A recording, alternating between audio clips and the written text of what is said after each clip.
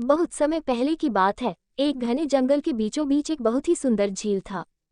उस झील में बहुत सारी मछलियां और केकड़ा भी रहता था। वो सब बहुत खुशी से मिलजुल कर रहते थे। लेकिन हर रोज उस झील के किनारे एक सारस आकर मछलियां पकड़कर अपना पेट पूजा करता था।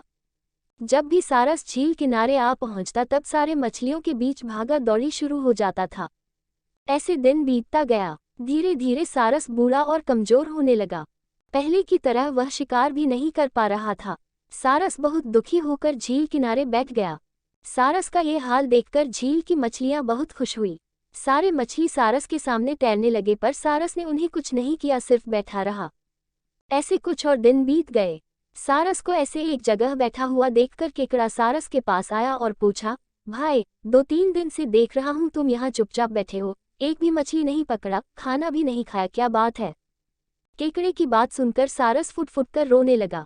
सारस ने कहा, क्या बताएं दोस्त, मैं बहुत ही दुखी हूँ।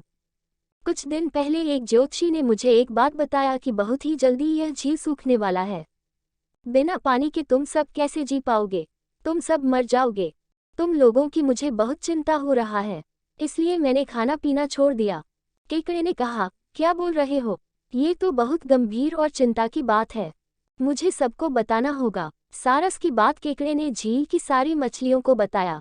सारी मछलियां और केकड़ा मिलकर सारस के पास गए और बोला, क्या बोल रहे हो, झील सूख जाएगा? तब हम सब कहाँ जाएंगे? क्या करेंगे? कोई तो उपाय होगा ना बचने का। हम सब ने तुमको हमारा दुश्मन समझा पर तुम तो हमारे दोस्त निकले। हम लोगों की चिंता के कारण तुमने खाना पीना छोड़ दिया। दोस्त, अब तुम ही कोई उपाय बताओ।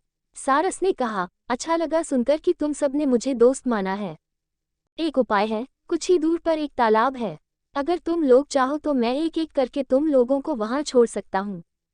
सारे मछली मान गए और कहा, ठीक है, ठीक है।